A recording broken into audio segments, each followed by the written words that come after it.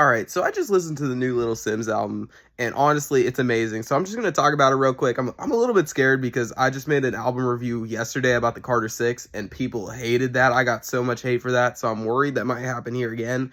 But this is an album that I like a lot more. Really, what this album is in a nutshell, though, is just Little Simz getting in touch with herself and her culture. We see many African and British features, and we have many songs where she talks about, just the way she feels and her emotions. And I've noticed that over the 2020 span, like since 2020, we have gotten a lot of therapy albums, and I love it every time because it's nice to see an artist open up and give us a little bit of insight on what's going on in their life.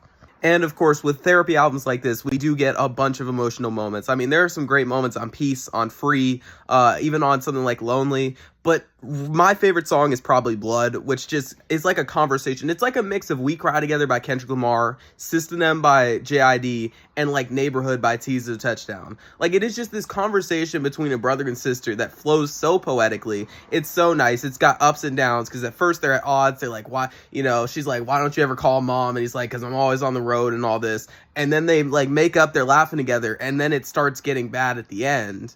And then they make up, and it's like, it's just a conversation, really, but put to music and with all the rhyming, it just sounds so good. And it is definitely a very emotional song. I'll be honest, though, at the start, I was a little bit worried, because, like, I heard songs like Thief and, like, Young, which are not bad songs, but they just caught me off guard, was not what I was expecting from Little Simz, and I knew it was going to take some time to getting used to, and as we got further on, I was like, this is more what I expected, the relaxed, something you can listen to in the background. It's nice, like, just put this on while you're having a conversation with somebody, although I do really enjoy songs like Thief.